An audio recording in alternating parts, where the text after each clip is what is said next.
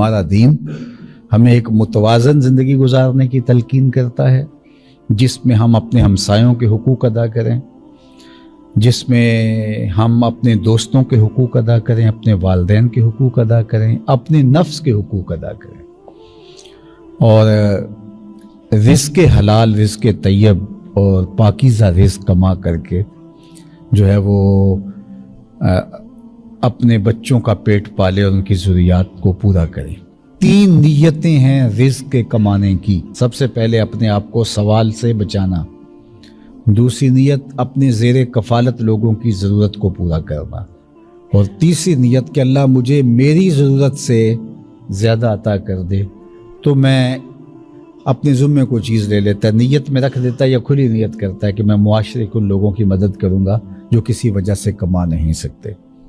اپاہج ہیں، غربا ہیں، مساکین ہیں، مدارس کا نظم و نسق ہے، مساجد کا قیام ہے، ان کا نظم و نسق ہے۔ وہ کہتا ہے کہ میں اس لیے اتنی زیادہ محنت کر رہا ہوں کہ اس سے میں اپنا پیٹ پالوں گا، اپنے بچوں کی ضرورت کو پورا کروں گا، اور اس کے علاوہ بھی کام کر رہا ہوں، میں یہ کام بھی اپنے ذمہ لیا ہوا ہے۔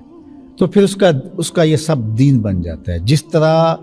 ایک نمازی چل کے مسجد میں آتا ہے اور قدم قدم پہ اس کو نیکی ملتی ہے، وہ جب کاروبار کے ٹھیے پہ جا رہا ہوتا ہے اس کو بھی قدم قدم پہ نیکی ملتی ہے۔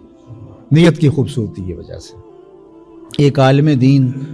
جو ہے وہ جب پڑھتا ہے، پڑھاتا ہے اور جو ہے وہ محنت کرتا ہے تو اس کا دماغ تھک جاتا ہے شدید محنت سے، تو وہ بھی جب دفتر میں بیٹھ کے کاروباری پیچیدگیوں کو سہتا ہے، مسائل کا سامنا کرتا ہے، تو اس کو بھی تھکن ہوتی ہے۔ تو جس طرح ایک عالم دین کو تھکن کا ثواب ملتا ہے، اس لیول کا تو نہیں، لیکن جو ہے وہ اس کو بھی ثواب اسی طرح تھکن کا ملے گا، اس لیے کہ وہ نیت کے استحضار کے ساتھ رزق حلال کما رہا ہے، اور وہ نیتیں 3 ہیں، چوتھی نیت اس کے ساتھ جڑی نہیں۔ اگر چوتھی نیت آ گئی کہ عیش و عشرت کروں گا تو بربادی ہے، یہ نیت آ گئی کہ میں کسی پہ تفاخر کر سکوں، خاندان، برادری پر، اور یہ ساری نیتیں جس طرح کی نیت ساتھ جڑے گی اس کے وبال اس کے ساتھ اتریں گے اس کاروبار میں۔ تو یہ صرف ان 3 نیتوں کے ساتھ ہم اپنے رزق کو پاک بھی رکھ سکتے ہیں اور ایک متوازن زندگی گزار سکتے ہیں۔ کاروبار کو بھرپور وقت دیں، پوری توجہ سے، یہ دین سمجھ کے دیں، اور پھر گھر میں آئیں تو بچوں کو بھرپور وقت دیں، ان کی تربیت آپ کی ذمہ داری ہے۔ بیوی کو وقت دیں تو بیوی کے ساتھ بیٹھ کے جو آپ ملاعبت کرتے ہیں، مسکراتے ہیں، اس مسکراہٹ کا بھی ثواب لکھا جائے، اور خاتون جو شوہر کی دلجوئی کے لیے کام کرتی ہے، جو مسکراتی ہے، حتیٰ کہ تیار ہوتی ہے، تو اس کا بھی اس کو ثواب دیا جاتا ہے۔ حاملہ عورت حمل کا بوجھ اٹھاتی ہے تو اس کو ثواب دیا جاتا ہے، دودھ پلاتی ہے تو دودھ پلانے کا اس کو ثواب دیا جاتا ہے، حالانکہ اس کے اندر جو محبت جو ہے وہ فطری طور پہ اللہ نے رکھی ہوئی ہے۔ تو اللہ نے ہمارا ایک ایک لمحہ، حضور نے فرمایا مومن کی زندگی خیر ہی خیر ہے، اس کے پاؤں میں کانٹا بھی چبھے تو اللہ اس کا بھی اس کو اجر عطا کرتا ہے۔ تو ایک کانٹا چبھنے سے تکلیف ہوتی ہے، تو جو ہم مصائب اٹھا رہے ہیں، تکلیفیں اٹھا رہے ہیں، اذیتوں سے گزر رہے ہیں، تو ان کا ہمیں ثواب ملتا ہے۔ میرا یہ مطلب نہیں ہے کہ ان تکلیفوں کو مانگنا چاہیے، آ جائے تو صبر کرنا چاہیے۔ حضور ہمیں صلی اللہ العافیہ، اللہ سے کبھی تکلیف نہ مانگو،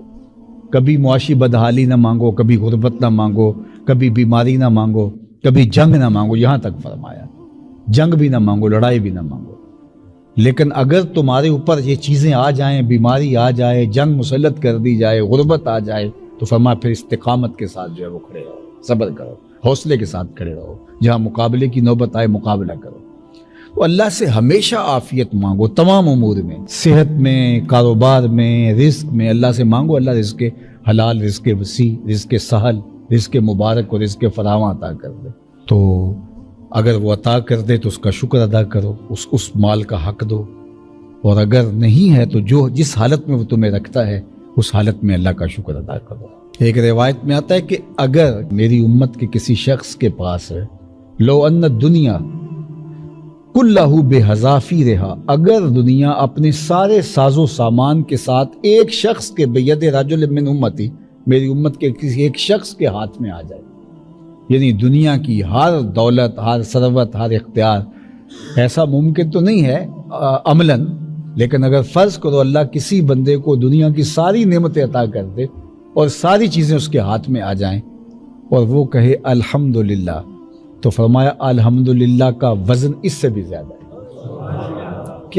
کیا کرم نوازی ہے۔ اور میں نے دیکھا ہے کئی لوگوں کو وہ بالکل غریب بھی ہوتے ہیں، ان سے کہیں سناؤ کیا، تو الحمدللہ۔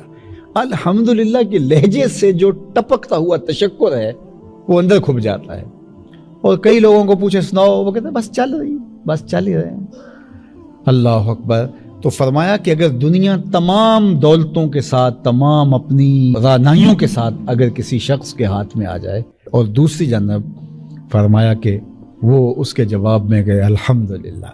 اللہ اکبر، تو فرمایا یہ سب سے افضل ہے۔